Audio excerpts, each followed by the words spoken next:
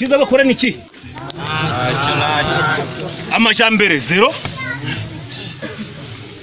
ubworozi 0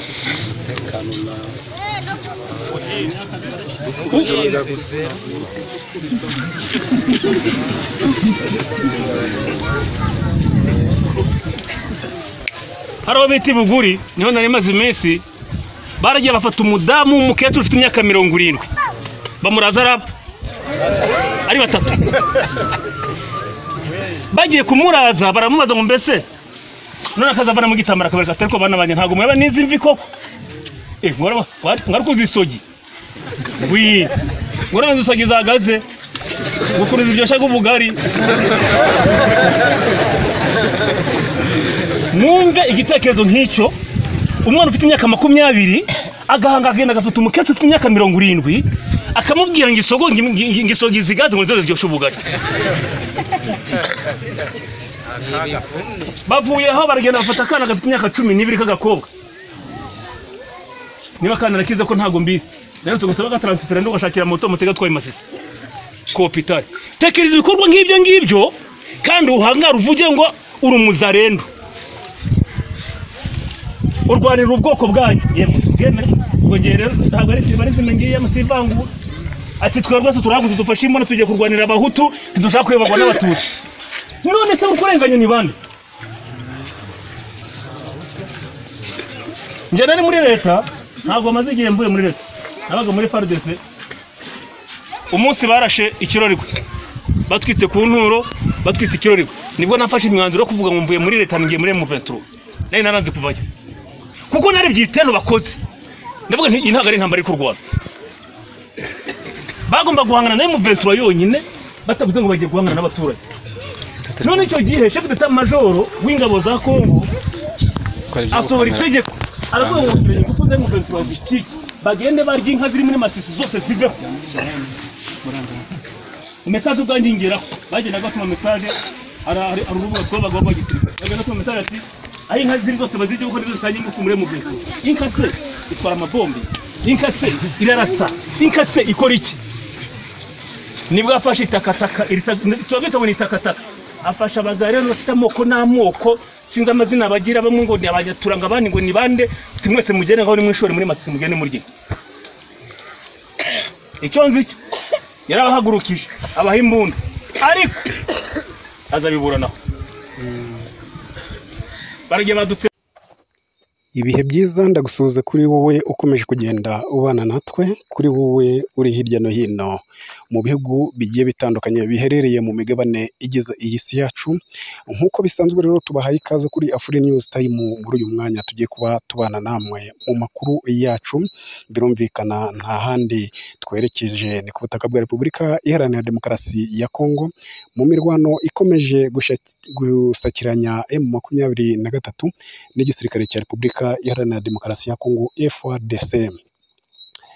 Mu byo tugiye kuba tugarukaho tubagezaho muri aka kanya tugiye kuba tugaruka ku mirwano yabaye ejo resulta cyangwa se icyo bita risasi report na mageruhi niyo twe tugiye kuba tugarukaho uburyo iyi mirwano yagenze n'uburyo M23 yabashije kuba yakwivuna iki gitero. Ni imirwano yabaye muri Kivu y'Amajyepfo ahangaha mu gace ka Nyangezi, ariko hari n'indi mirwano yabaye ariko yo ni nka ambushi abazarendo baguyemo hamwe na FDLR na FARDC hariya muri Warungu mu gace ka Mulela, aho naho habaye gutikurana nk'iminota nk'irindwi. Ngibyo tugiye kuba tugarukaho, ariko kandi turaza kuba dusubiza n'ikibazo cyanyuze muri komanteri cy'umukunzi wa Afri News Time yavuze ati muzatubwire uko ibya Buraka Water Purito byabashe byarangira ku butaka bwa Repubulika Iharanira Demokarasi ya Kongo. Ibyo nabyo ndaje mbikubwireho uko bihagaze, ni nako kandi turi buze kuba turi kumwe n'umwe mu bakurikiranira hafi iby'intambara ya Repubulika Iharanira Demokarasi ya Kongo ndetse n'ibyo muri aka karere duherereyemo, akaba ari inzobere rwose. Turaza kuba tuganira ku kijyanye na Sadeke ikorwa n'isoni rya Sadeke araza kuba tubwira ko atari bwo bwa mbere Sadeke ikozwe n'isoni muri mishoni yagiye ikora. Ibyo byose muraje mu byumve 5/5 bivuga ngo igisebo kuri Sadeke irakimenyereye. Ni nako kandi ari buze kuba dutera indi ntambwe twerekeza ku bihugu byo mu burengero bw'isi, ibi bihugu muri uriya mugabane Ububiligi bukomokamo, urumva ni i Burayi, nabyo araza kuba abigarukaho uburyo iki gihugu gishobora kuba kiri nacyo kigiye gusebera muri Repubulika Iharanira Demokarasi ya Kongo. Turaza kandi kuba tugaruka nabwo atubwira ese Kisangani irashobora kuba kwigarurirwa na M23. Ibyo nabyo muraza kuba mubyumvaho uburyo ari bubitatureho. Rero reka mbabwire ko ni igitero cyabaye, nicyo tugiye kuba tubanzirizaho, cyabaye ejo. Rero ni ibitero biri kugabwa muri kariya gace ka Nyangezi. Nta gihe kiri gushira, hamaze kuba hamenyerwa ibitero byo ku ruhande rwa Repubulika Iharanira Demokarasi ya Kongo. Akaba ari ibitero rero ngo bigamije kuba byakuramo umujyi wa Bukavu. Ariko na n'ubundi ugasanga ibi ni nko kwikinisha ku ruhande rwa Repubulika Iharanira Demokarasi ya Kongo, kubera ko ni M23 navuga ngo yahanganye n'ibimene by'amacupa. Ubu si bwo igiye kuba yahangana n'ibimene by'ibicuma, kubera ko ni M23 yahanganye n'indege z'ubwoko bwose mu gihe yasumirizaga imijyi ya za Goma ndetse na Bukavu. Ariko kuri ubu ni ibitero biri kuza biri hagati y'abantu 80 na 70. Ibitero ndetse biri kuba birimo imbunda z'imisada za MMG cyangwa se za machine gun gusa na za Launcher 7, mu gihe yahanganaga na za Katyusha na za BM. Rero iki gitero baje kuba bagikora agatendo. Ni igitero cyatangiye ku saha y'isa 10:30 z'igitondo z'urukerera, kiza kuba cyarangira cyangwa cyasoza imirwano ku saha y'isa 3 za mu gitondo z'amanywa. Ariko aho ngaho Nyangezi M23 haje kuva umusada w'abasirikare baturutse Bukavu, niho baturutse. Ubundi mu kugira ngo cya gitero kiwizidorowinge gisubirayo, abahanganaga nacyo baravuga bati bari kwerekeza muri iyi misozi y'ahangaha nyine murumva ni muri kara gace ka Nyangezi. Hari udusozi yego tugiye duhari, bati munsi n'abatagira aha n'aha. Iki gitero ndagira ngo abagicitse amakuru twagiye twakira bazabera abandi abahamya, bazavuga bati kongera kwisubiza hariya twigabiza kugira ngo tujye guhangana na M23, bazajya baza bikandagira. Kuko ni ibindi bitero byagiye bibanziriza iki ngiki byahanganaga na M23 bikawizidorowinga bigasubirayo, cyane cyane bikaza mu gihe cyegereje umugoroba bikitwikira ijoro bigasubirayo. Ariko byasanze uyu musada bari barawuteguye wo kuza kugota cyangwa se gufrakinga gusa, ubundi bakabahondera mu misozi. Nguko uko byagenze rero, babahonze karahava biratinda. Rero na kandi gatero kaguye muri ambushi, ni nkambushi amakuru twakiriye hariya muri Walungu, muri Murera, mu gace ka Murera. Na n'ubundi agatsiko ko mu ba FDLR kaguye muri M23 irakajajanga. Cyokora aho twabashe kumenya umubare w'abahaguye na bagera kuri 4 bahaguye ku ruhande rw'umwanzi wa M23, turavuga ku ruhande rwa Repubulika Iharanira Demokarasi ya Kongo. Abandi babasha kuba barusimbuka baragenda. Ariko naha Nyangezi nabwo gusa biravugwa ko M23 yabashe kuba yagira bo ihicira, kubera ko yakuye imbunda imwe yabatesheje ya machine gun cyangwa se MMG, bahakura ndetse na SMG zigera kuri 3.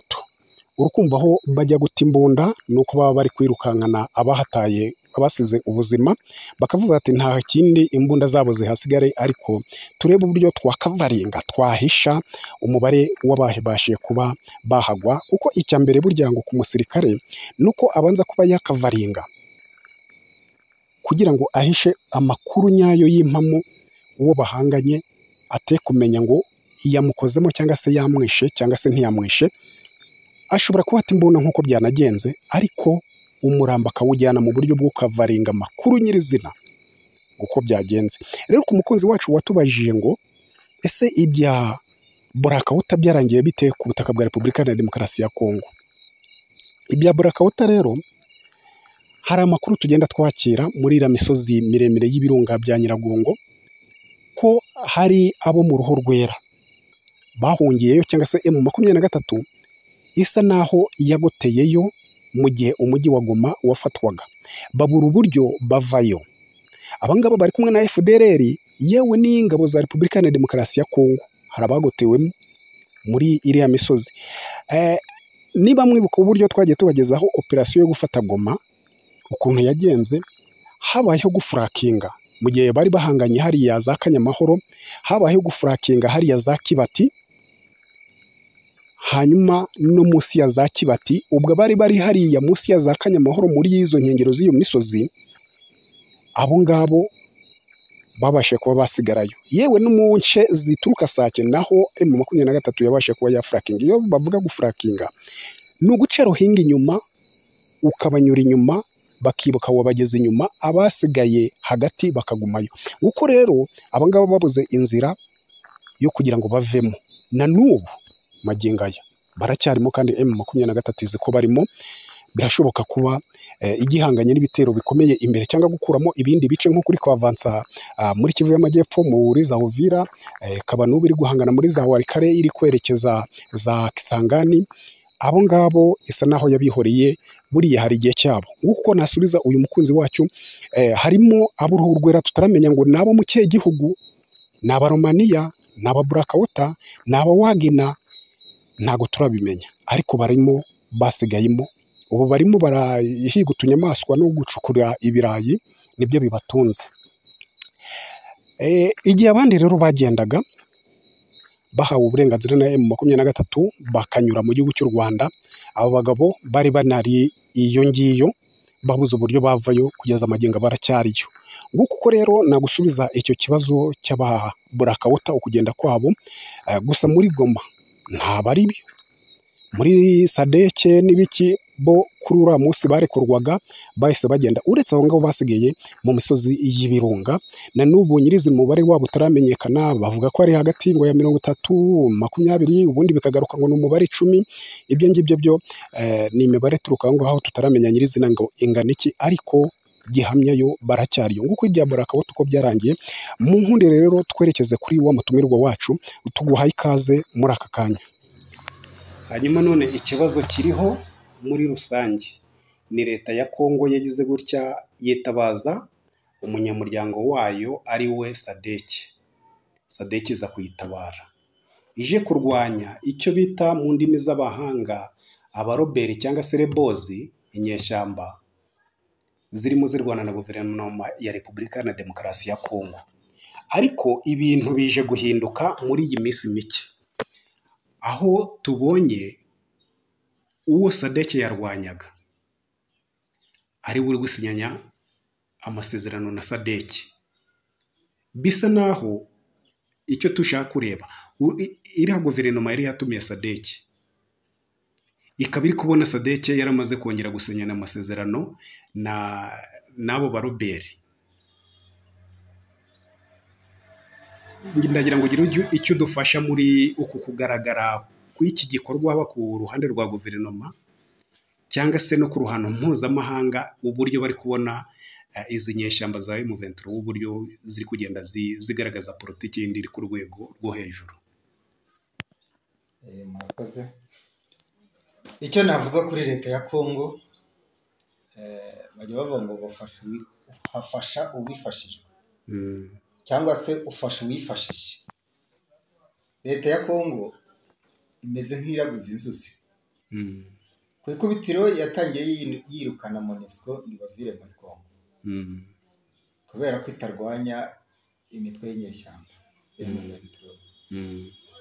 ntibiteye kabiri iba yiyambaje East African Community nayo ihageze izanye abasirikari ba Kenya, Barundi, ba Tanzania, bukeye nabo bateye abangaba ahubwo ntabwo barwanye M23 ahubwo ni ibyitso byayo kuko bamwe bakoranaga na M23 bidatinze SADC ati tuje gufasha Kongo noneho tubarimburire M23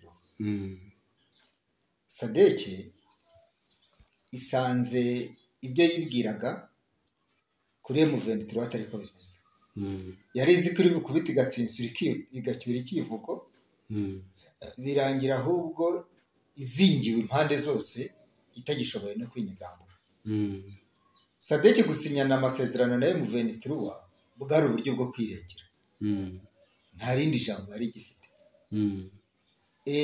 abagabo b'ingabo bo muri biriya bihugu bagombaga gukoresha uko bashoboye kugira ngo bacyure abasirikari ba SADC bari bazingiwe bamaze kuzingirwa na M23 rero kugira ngo binjire muri Kongo bahabwe uburenganzira bagombaga guca ku kibuga cy'indege nabwo ntibagikandagiraho batavuganye na M23 imbaraga za M23 rero nizo zayihaye ijambo ituma itegeka ibihugu bya SADC byari byohereje abasirikare muri Kongo ko byanze bikunze bagomba kuganira na M23 kugira ngo bakore abasirikare mu gihugu cyabo bayanga batayanga bayemera batayemera iki yagaragaje ni power n'ubushobozi yagaragaje ko ifite imbaraga ku buryo itavogerwa washatse kuyivogera rero abashatse kuyivogera yabafashe impiri niyo mpamvu nyine bagombaga kugirana imishyikirano kugira ngo batahe bikaba bivugwa ko ni umutwe witwa inyeshyamba ni abaroberi ariko bafite ubushobozi bwo kurinda igihugu no kwirukana amahanga menshi nk'uko bayamenyesheje abacanshuro baratashye abarundi barataha East Africa nuko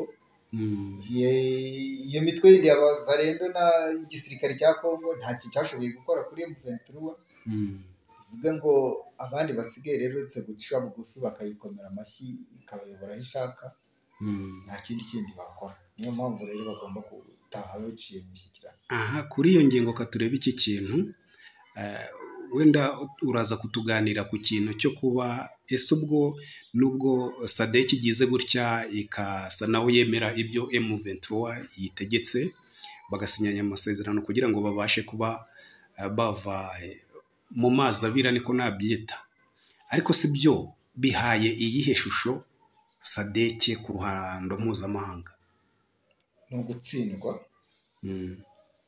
icyo bivuze nuko SADC yatsinzwe kwemera gushyikirana na M23 yaraje gufasha leta ya Kongo aho kugira ngo ukomere kuri guverinoma nk'umunyamuryango wa SADC ahubwo ukajya kuganira n'abaroberi ari izo nyayishyamba biragaragaza gutsindwa kwa SADC ntugutaniye nuko abacanshuro bose ni bamwe icyo gusa bakoze ni uko bo batsinzwe bakanga guca mu Rwanda bakavuga ati tuzashyikirana wenda y'ubusa duhagurukire muri Kongo aho twarasiwe rero abacanshuro bakaba barasenze Imana ati nimushaka muducishe no mu gihuru ariko tubone tugiye bo bihagazeho barategereza babona imishyikirano babona kwambuka iwabo ariko bose ikigaragara no gutsindwa ari SADC iratsinzwe ari Kongo iratsinzwe nta kindi nyine no gukomera amashyi mu uvuze uti ari na Kongo iratsinzwe bisa naho tureba iyi shusho mu ruhande rwa guverinoma ya Kongo niyo itumiye umunyamuryango wa SADC ngo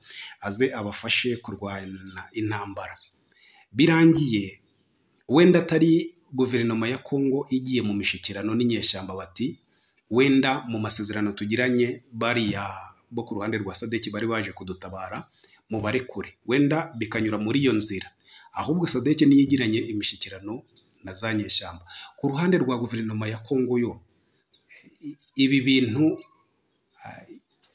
irimo kubyakira gute nubwo bigoye kureba ibyo bari kwijujura na n'ubundi se ubu amahanga ari kuvuga iki kuri guverinoma ya Kongo? ni ukuvuga ngo mu kinyarwanda cyumvikana baravuga ngo uhiriye mu nzu ntabwo apfunda imitwe. uyu munsi leta ya Kongo nta kifite cyo gukora kuri M23 na SADC nta kifite cyo gukora kuri M23 uretse bose guca bugufi bakayitega amatwi. rero aho uvuga ngo leta ya Kongo si yishyikirana na M23, leta ya Kongo ntabwo babajwe n'abasirikare ba SADC kuko yatakaje abaruta ba SADC, ibabajwe n'uko ibuze amaboko abayirwaniriraga bakaba batashye. none ibihugu bya SADC byari byohereje abasirikari byo bibabajwe n'abasirikari babo bafashwe mpiri, imiryango yabo irabishyuza ati abantu bacu bari he, bivuga ngo icyo M23 yabategeka cyose bagikora ariko bakabona bari abantu batashye.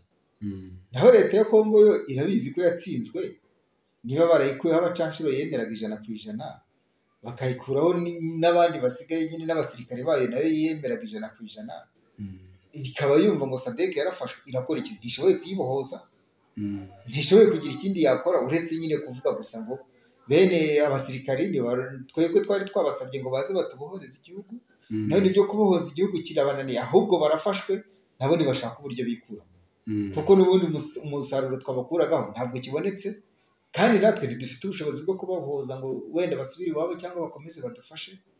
ubwo nyir'umupfu niwe ufata hanuka, bene abasirikari nibo bagomba guhaguruka bakarwanisha ku basirikare babo, naho Kongo gutsindwa yarabyemeye. none ubwo iyo sura ntishobora gutuma Kongo mu gihe icyo ari cyo cyose yajya gushaka undi mufatanyabikorwa cyangwa undi muntu wamutabara ashobora kuvuga ati na n'ubundi Kongo ijya idutererana ugasanga ibibazo tugezeyo biratugarukiye, nitwe tubyitereje ubwacu, nako nitwe tubikemuye ubwacu, isa naho yagiye ku ruhande, kubera ko niyo burya yari yakagombye kwemera ko habaho imishyikirano kugira ngo igaragaze nk'igihugu cyari cyakiriye SADC ko yakagombye kubaburanira cyangwa se kujya muri ya mishyikirano kugira ngo uruhare rwo kurekurwa rwa bari abasirikare ba SADC ruturuke ku mishyikirano ya Kongo na M23.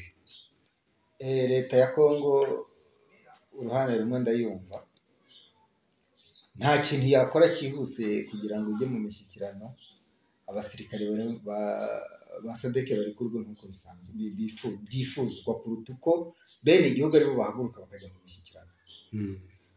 kujya mu mishyikirano kwa bene igihugu ni inyungu kuri M23 kuko bigaragaza gutsindwa k'uruhenu kwa leta ya Kongo. bo baravuze ati twagiye kuguha inkunga, aho tuguha abasirikari bacu, unanirwa kubaha ibi byangombwa, unanirwa kubarinda, bafatiwe ku rugamba, unaniwe gukoranira nabo imishyikirano, turinze twihagurukira twebwe ubwacu. ni ukuvuga ngo ibintu byose nta na kimwe ushoboye, no kugutera inkunga no gutumwanya. none buriya nibarekurwa kuko bazanarekurwa n'amasezerano yasinywe, hariho na General Sultan Makenga, umugabo w'ingabo twavuga ko ari uwa M23, ko bagiye kubarekura byibuze n'ibikoresho byabo, ariko ibikoresho niba harimo ibikoresho ingabo za Kongo zataye muri icyo kigo cya MONUSCO n'ibindi byose byegamiye kuri Kongo badashobora kuba babitwara. Icyo nshaka kuba navuga, aba bagabo birashoboka ko mu gihe M23 izaba yabarekuye bashobora na n'ubundi kongera guterana nk'umuryango wa SADC bakongera bakavuga ngo twongere twohereze ingabo muri Kongo. icyo ku byo kohereza ingabo muri Kongo zindi, ibyo byo biragoye kuko bahaboneye isomo rikomeye cyane. wenda nka Afurika y'Epfo izi nzira iciyemo mu kugira ngo ibakureyo, cyangwa se Malawi cyangwa se Tanzania, izi bisobanuro yahaye abaturage bayo kugira ngo yongere ifate umwanya yohereza abandi basirikare, izi uburyo leta ya Kongo yabatereranye kuri urwo rugamba kugeza ubwo aribwo bahaguruka ubwabo bakifatira imyanzuro yo kuganira na M23, birakomeye. ariko muri politiki byose birashoboka, cyane cyane bijyanye n'inyungu bashobora kuba babonaga muri Kongo, byose birashoboka. ariko ahubwo icyo mbona ni leta ya Kongo ntabwo yaba igifite uburyo bwo kwizera SADC kuko n'ubundi yayitabye mu nama. Icyo yishakiraga ntabwo yakiyikoreye, nubwo abahanga bavuga ko gutera inkunga Kongo bigoye, kuko abantu benshi nabo ubwabo bagiye bagerageza gutera inkunga nta n'umwe yigeze ashobora gutsinda.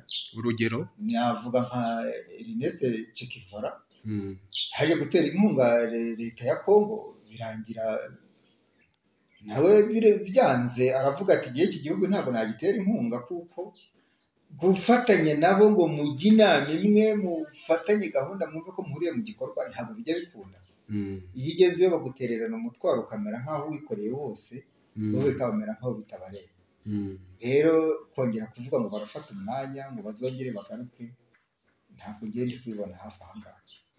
Leta ya Kongo nayo M23 kereka ibihugu by'ibikoroni nyine bivuga ko byo bifite imbaraga zirushijeho, ariko abandi bandi bo ntabwo byakunda vuba. ntacyo wenda ibi bihugu by'ibikoroni cyangwa by'Uburayi turaje tubigarukeho mu kanya, ariko hari andi makuru ari kujya hanze asa naho acicikana avuga ko na n'ubundi South Africa ishobora kuba igiye kugaruka muri Kongo mu cyitwa Bertrare, bya kwa gutabarana kw'ingabo hagati y'ubwumvikane bw'ibihugu byombi.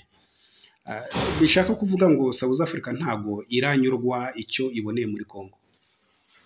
Ni ikimwaro. Ni ukuvuga ngo South Africa icya mbere gifite ikimwaro. Ifite ikimwaro, umwami wa Afurika buriya akenshi bo nta nubwo bajya bemera ko ari Abanyafurika, ni kimwe n'abihugu bya za Misiri. Ariko wenda biriya bihugu bya za Misiri nshobora kubyemera bitewe n'uko abenshi ab'uruhu rwabo buriyo rwiganjemo Abarabu, ariko se na buriya South Africa nayo yavuga ngo igiye kubigana. South Africa ijya kubigana kubera ko ataka ari igihugu gikize, gifite amabuye y'agaciro, gituwe n'abazungu benshi, noneho bavanze n'abo birabura, iterambere ryabo rikaba riri ku rundi rwego, ritambutse ibindi bihugu bya Afurika. Kumva rero ko yacicikishijwe muri SADC, igacicikishwa noneho n'umutwe w'inyeshyamba utazwi cyangwa se n'igihugu kitazwi, ni ikimwaro. Ni ikimwaro rero kuba yagaruka muri bilaterale, ni ukuvuga ko yaba ije gukora kwerekana za mbaraga cyangwa se gushaka cya gitinyiro yabuze. Ni kwa kuntu umuntu agukubita ntushyirwa ati garuka umbage, ni ukwigira nka wa mugore we ngara uvuga ngo garuka umbage, ariko ubundi nabwo ndabona nta bundi bushobozi budasanzwe izazana. Ubwo yari ifite muri SADC izaza mu rwego rwo kwikuraho ikimwaro cyangwa se no kwijijisha abaturage bayo, ariko nta kidasanzwe yazana mu bundi. Ariko buriya turebye na n'ubundi SADC muri rusange ibihugu yagiye ijyamo gutabara, buriya nibwo bwa mbere yabisabye. Ntabwo aribwo bwa mbere SADC isebye, na South Africa ubwayo si ubwa mbere isebye, kuko no muri Mozambique barasebye ku buryo hari n'aho South Africa yataye yari ifite, ikahatigaye ivuga ngo ije muri Kongo, yari ishinzwe kuharinda, kubera ko ibyo yakoraga byose byitirirwaga u Rwanda, bavugaga ngo u Rwanda rwabohoye Mozambique. South Africa rero ikumva ntivugwa ariyo yakabaye ivugwa, bituma rero noneho ivuga ati reka nanjye njye kwigaragariza kwandika izina muri Kongo. Igeze muri Kongo naho irahakubitiwe.